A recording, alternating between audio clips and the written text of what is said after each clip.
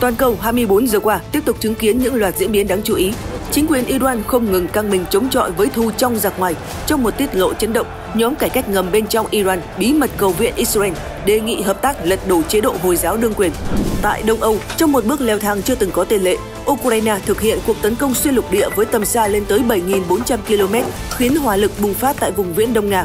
Một cơn địa chấn ngoại giao đang âm ỉ giữa London và Bắc Kinh. Chính phủ Anh cảnh báo siêu đại sứ quán Trung Quốc chứa 200 gián điệp đang mọc lên giữa thủ đô nước Anh. Một loạt tín hiệu bất thường trong chính trường Trung Quốc gần đây đang làm dấy lên nghi ngờ lớn trong giới quan sát quốc tế. Chủ tịch Tập Cận Bình được cho là đang rút dần về sau hậu trường, chuẩn bị con đường thoái vị. Cùng theo dõi trong phần đầu Thế giới hôm nay ngay sau đây.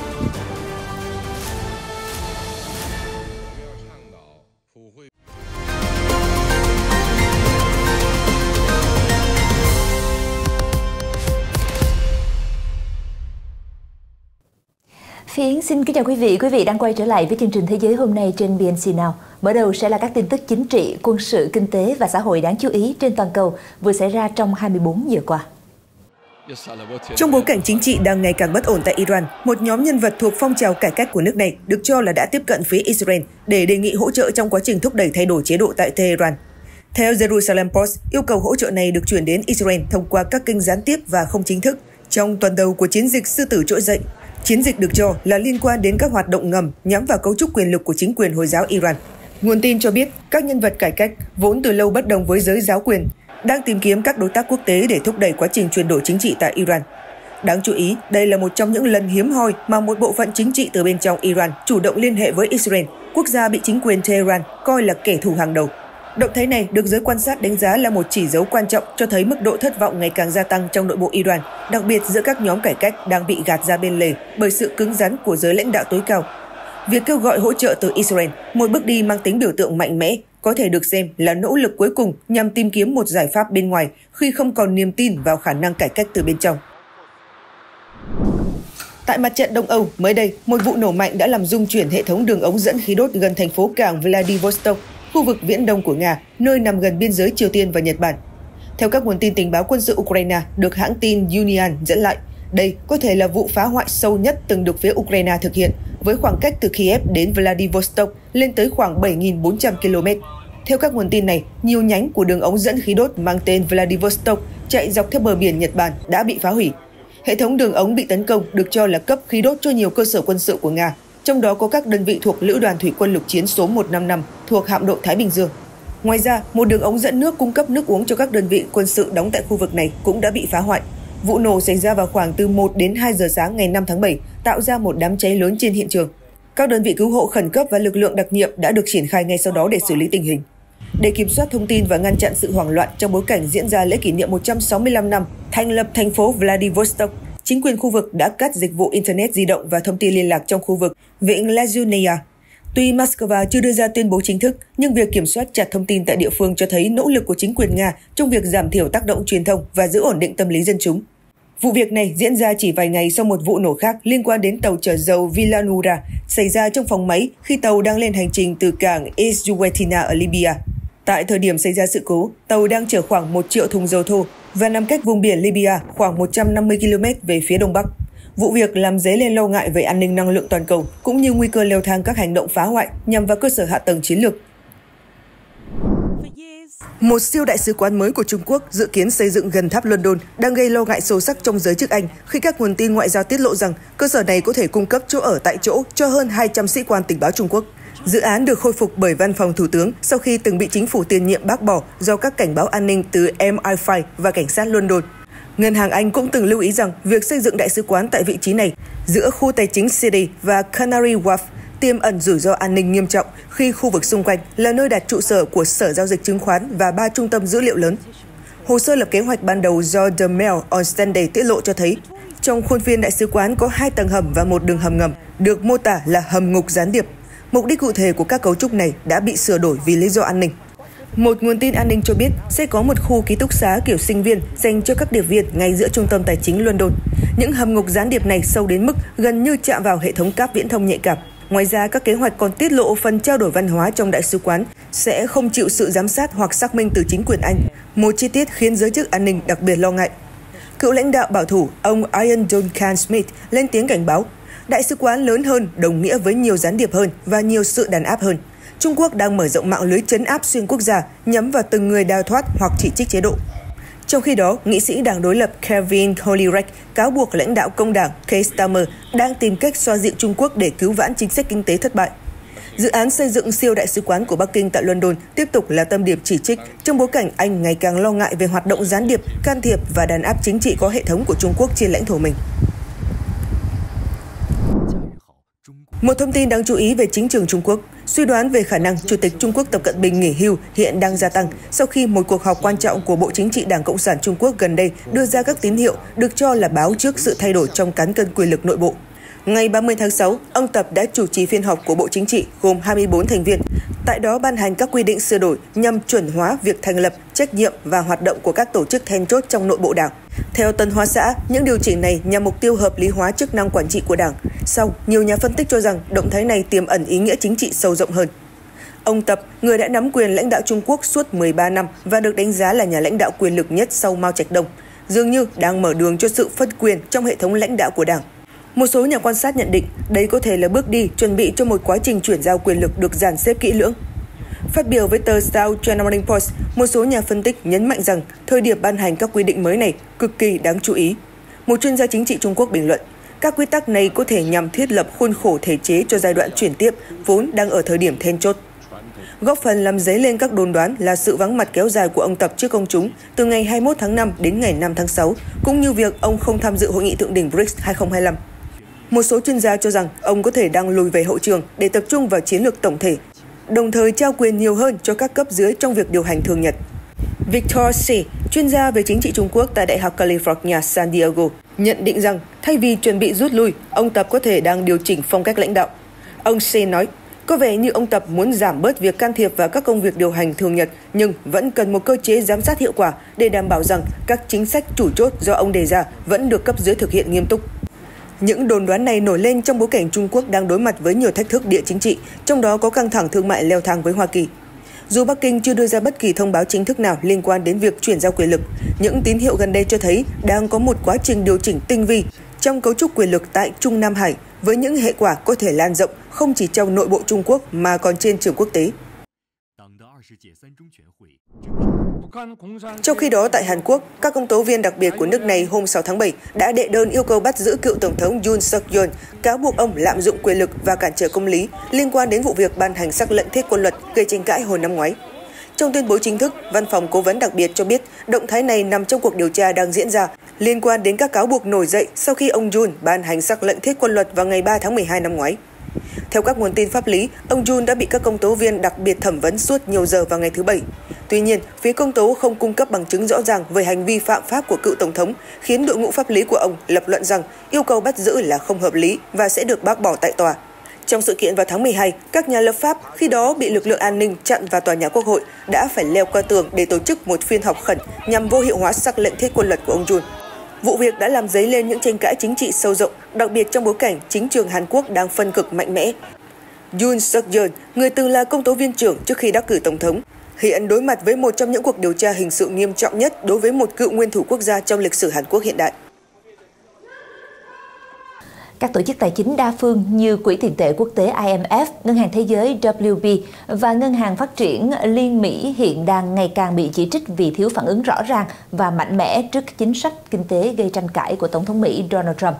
Trong một bài viết mới đây trên South China Morning Post, chuyên gia kinh tế Anthony Rowley cảnh báo rằng sự im lặng hoặc phản ứng yếu ớt từ các tổ chức này trước chính sách thương mại và tài khóa kiểu Trump có thể gây ra những hệ lụy nghiêm trọng đối với ổn định kinh tế toàn cầu. Các chính sách thuế quan cao, những tuyên bố gây biến động thị trường và các hành động làm suy yếu các thể chế quốc tế vốn là nền tảng của trật tự tài chính toàn cầu đang bị các tổ chức đa phương né tránh chỉ trích trực tiếp. Việc trụ sở của IMF và WB đặt tại Washington và phụ thuộc phần lớn vào đóng góp tài chính của Mỹ khiến nhiều người lo ngại rằng các thể chế này đang tự kiểm duyệt vì sợ bị cắt tài trợ. Điều từng xảy ra trong nhiệm kỳ đầu của Tổng thống Trump đối với Tổ chức Y tế Thế giới WHO, Tổ chức Thương mại Thế giới WTO và Hiệp định Khí hậu Paris. Theo ông Rowley, sự thận trọng thái quá của các định chế tài chính không chỉ làm xói mòn vai trò giám sát, mà còn khiến các nền kinh tế dễ tổn thương hơn trước những cú sốc chính sách lớn. việc thiếu vắng tiếng nói cảnh báo rõ ràng từ IMF hay WB về hậu quả của chiến tranh thương mại, thao túng tiền tệ hay các hình thức phá vỡ chuỗi cung ứng toàn cầu đang làm giảm uy tín của họ trong mắt cộng đồng quốc tế. Ông Rowley nhấn mạnh rằng, trong bối cảnh trật tự kinh tế quốc tế đang đứng trước những thách thức nghiêm trọng, các thể chế tài chính đa phương không chỉ cần bảo vệ vai trò độc lập mà còn phải chủ động lên tiếng trước các nguy cơ đến từ chính sách dân túy và bảo hộ kiểu Trump. Nếu không làm vậy, họ có nguy cơ bị xem là không còn phù hợp với thời cuộc và đánh mất vai trò giám sát toàn cầu vốn được kỳ vọng. Theo một bản dự thảo tài liệu của Ủy ban châu Âu được Financial Times tiết lộ mới đây, Liên minh châu Âu EU đang lên kế hoạch xây dựng kho dự trữ các khoáng sản chiến lược nhằm đối phó với nguy cơ gián đoạn chuỗi cung ứng trong bối cảnh căng thẳng địa chính trị leo thang. Tài liệu nhấn mạnh rằng EU đang phải đối mặt với một bối cảnh rủi ro ngày càng phức tạp và nghiêm trọng, bao gồm các cuộc xung đột, biến đổi khí hậu, suy thoái môi trường và các mối đe dọa hỗn hợp, đặc biệt là từ các nhóm hacker, tội phạm mạng và những tổ chức được nhà nước bảo trợ. Theo FT, tài liệu dự thảo dự kiến được công bố trong tuần này cảnh báo rằng EU vẫn thiếu sự hiểu biết đầy đủ về những loại hàng hóa thiết yếu cần thiết để chuẩn bị cho các tình huống khủng hoảng trong bối cảnh môi trường rủi ro đang biến động nhanh chóng.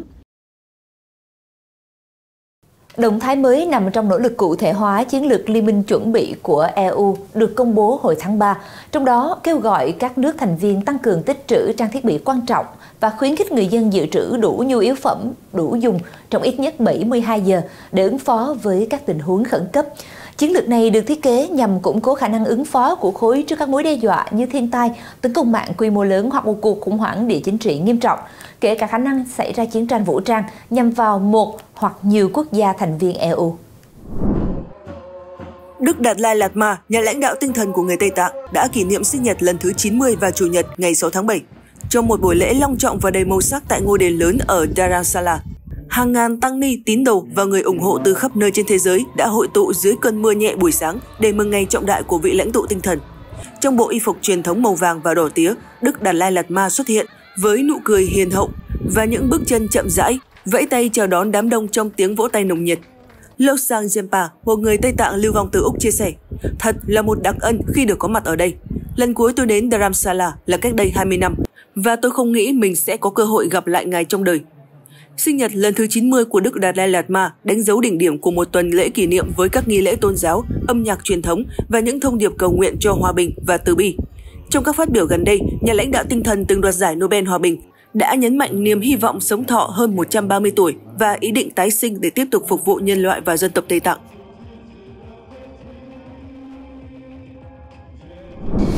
Tiếp tục chương trình, mời quý vị cùng theo dõi các thông tin đáng chú ý sau. Trung Quốc mở rộng tuyến bay sát Đài Loan trước thêm cuộc tập trận Hán Quang. Tại Trung Đông, Tổng thống Liban xác nhận phối hợp với Syria cảnh báo âm mưu kích động giáo phái. Nhật Bản cảnh báo động đất mạnh ở Tây Nam, bác bỏ tin đồn thảm họa từ truyện tranh.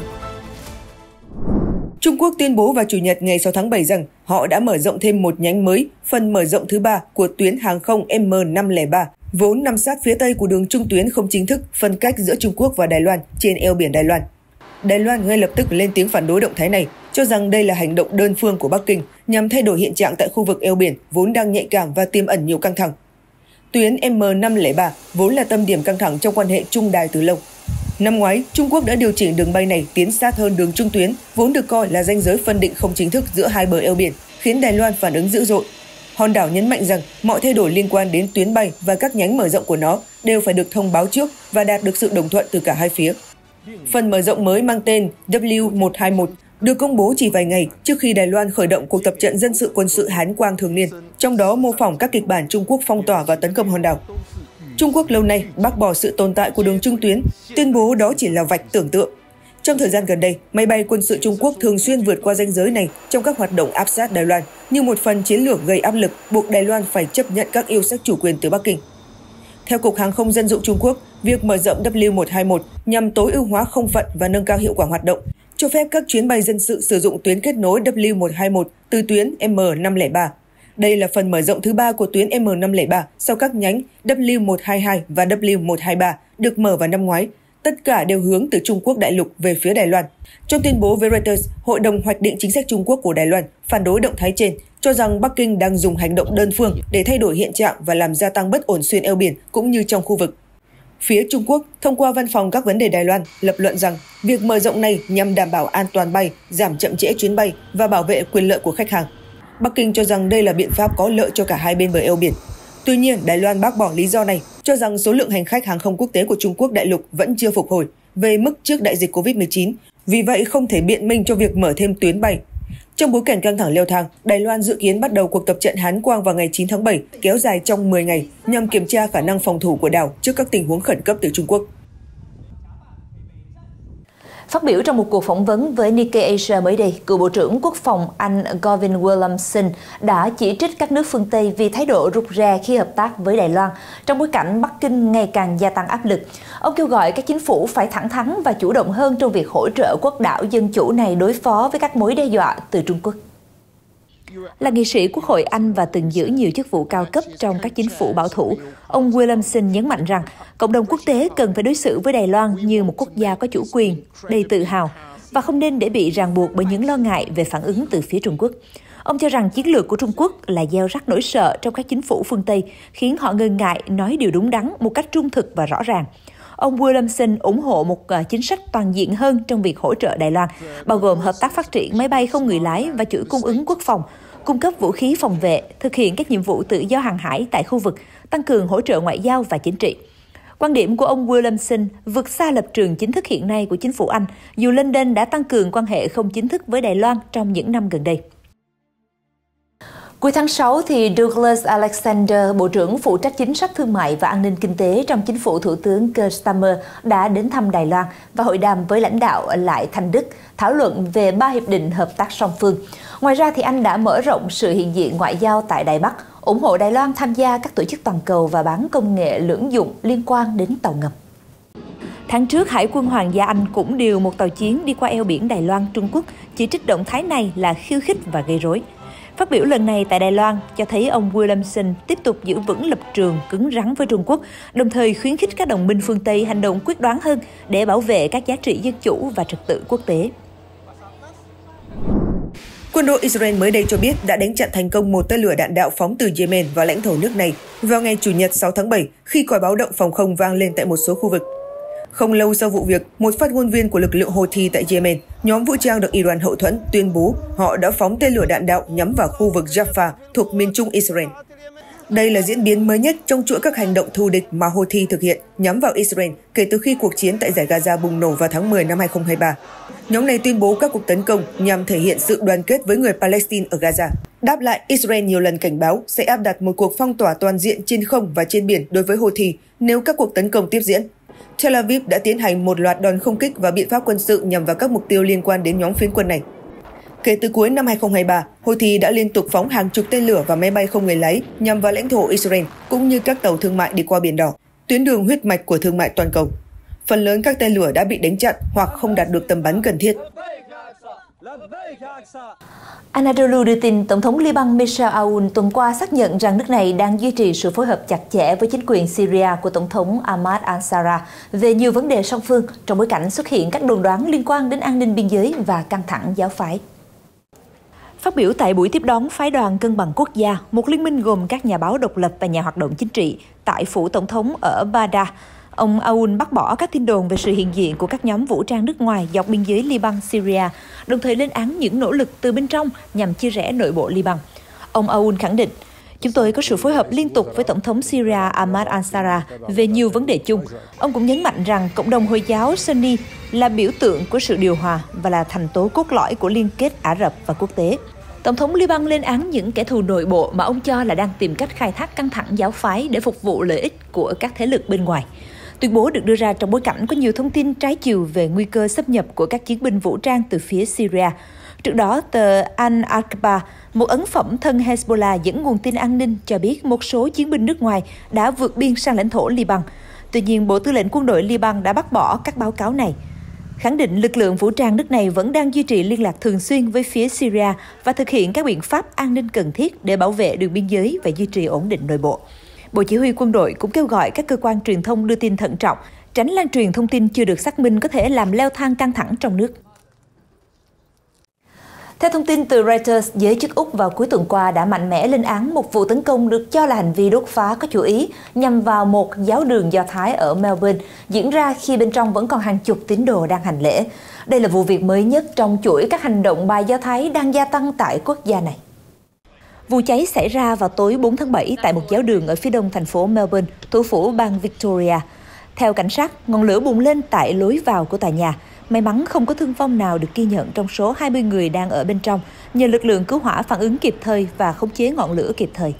Cảnh sát cho biết họ đang điều tra theo hướng đây là một vụ tấn công mang động cơ thù hận. Nghi phạm được cho là một người đàn ông da trắng khoảng 30 tuổi, hiện vẫn chưa bị bắt giữ. Vụ việc xảy ra trong bối cảnh làn sóng bài Do Thái đang gia tăng tại Úc trong năm 2025, với nhiều hành động phá hoại nhằm vào nhà ở, trường học, giáo đường và các tài sản khác của cộng đồng Do Thái. Những vụ việc này đã làm dấy lên lo ngại từ chính quyền và vấp phải phản ứng mạnh mẽ từ các tổ chức Do Thái trong nước, cũng như từ các đồng minh truyền thống như Israel. Reuters đưa tin chính quyền Thổ Nhĩ Kỳ đã bắt giữ thêm 3 thị trưởng từ đảng đối lập, Đảng Nhân dân Cộng hòa CHP vào cuối tuần qua, theo thông báo từ Văn phòng Công tố viên và các phương tiện truyền thông nhà nước, đánh dấu bước leo thang mới trong chiến dịch truy quét pháp lý kéo dài nhiều tháng qua. Văn phòng Công tố trưởng Istanbul cho biết các thị trưởng của hai thành phố lớn ở miền Nam Thổ Nhĩ Kỳ là Adana và Adıyaman đã bị bắt giữ vì cáo buộc tống tiền, cùng với khoảng 8 người khác. Trong khi đó, theo kênh truyền hình NTV, thị trưởng thành phố Antalya và phó thị trưởng quận Buyukşehir thuộc Istanbul cũng bị tạm giam. Việc này nằm trong khuôn khổ cuộc điều tra quy mô lớn nhắm vào các thành viên của CHP. Tính đến nay, hơn 11 thị trưởng thuộc đảng này đã bị nhắm mục tiêu kể từ tháng 10 năm 2024, khi chiến dịch đàn áp bắt đầu lan rộng ra khỏi Istanbul, trung tâm chính trị và tài chính lớn nhất Thổ Nhĩ Kỳ. CHP đã kịch liệt phủ nhận các cáo buộc, cho rằng đây là hành động mang động cơ chính trị nhằm phá hoại uy tín và năng lực điều hành của đảng, đặc biệt sau khi họ giành được thắng lợi lớn trong các cuộc bầu cử địa phương. Chính phủ Thổ Nhĩ Kỳ bác bỏ các cáo buộc có động cơ chính trị đằng sau các cuộc điều tra. Đỉnh điểm của căng thẳng chính trị là tháng 3 vừa qua, khi thị trưởng Istanbul Ekrem İmamoğlu, một trong những đối thủ chính trị lớn nhất của Tổng thống Recep Tayyip Erdogan, bị bắt giữ với cáo buộc tham nhũng. Ông phủ nhận mọi sai phạm. Vụ bắt giữ đã châm ngòi cho các cuộc biểu tình đường phố quy mô lớn nhất trong hơn một thập kỷ tại Thổ Nhĩ Kỳ và gây ra một đợt bán tháo đáng kể tài sản tài chính trong nước. Việc tiếp tục giam giữ các lãnh đạo đối lập địa phương đang làm dấy lên lo ngại về mức độ công bằng của hệ thống tư pháp Thổ Nhĩ Kỳ, cũng như những rạn nứt sâu sắc trong lòng chính trường nước này trước thềm các cuộc bầu cử quốc gia tiếp theo. Theo thông tin mới đây, chính phủ Ba Lan sẽ bắt đầu áp đặt các biện pháp kiểm soát biên giới nghiêm ngặt hơn với Đức từ thứ Hai ngày 7 tháng 7, giữa lúc tranh cãi gay gắt về vấn đề người xin tị nạn. Động thái này phản ánh sự rạn nứt ngày càng sâu trong chính quyền biên giới mở của châu Âu, một trụ cột từng đảm bảo quyền tự do đi lại trong suốt nhiều thập kỷ. Quyết định được đưa ra trong bối cảnh căng thẳng leo thang giữa Warsaw và Berlin khi các nhóm cực hữu gia tăng hoạt động tuần tra trái phép tại biên giới nhằm ngăn chặn dòng người di cư. Đồng thời, các nhà lãnh đạo chính trị châu Âu đang chịu sức ép phải xoa dịu sự bất mãn trong cử tri do những lo ngại về kinh tế và nhập cư ngày càng lớn. Tại một điểm nóng di cư khác, lực lượng cảnh sát Pháp hôm thứ Sáu đã cắt thủng một chiếc thuyền cao su chở hơn 10 người xin tị nạn tại một bãi biển ở miền Bắc nước này nhằm ngăn họ vượt biển sang Anh. Paris và London hiện đang đàm phán một thỏa thuận chung nhằm kiểm soát làn sóng vượt biên qua eo biển Manche. Trong khi đó, Ba Lan và Đức bất đồng sâu sắc về cách xử lý làn sóng người xin tị nạn di chuyển qua biên giới hai nước. Hồi cuối tuần trước, Warsaw cáo buộc lực lượng biên phòng Đức đã đưa một người di cư Afghanistan đến biên giới và buộc anh ta quay trở lại phía Ba Lan vào ban đêm. Một hành động mà phát ngôn viên Bộ Nội vụ Ba Lan Jacek Dowicki gọi là không thể chấp nhận được. Chính phủ Ba Lan khẳng định hành động của phía Đức là lý do chính đáng để nước này khôi phục các biện pháp kiểm soát biên giới. Thủ tướng Donald Tusk nhấn mạnh, chúng tôi cho rằng việc công bố lại các biện pháp kiểm soát tạm thời là cần thiết để giảm dòng người di cư không được kiểm soát qua biên giới Ba Lan, Đức đến mức tối thiểu.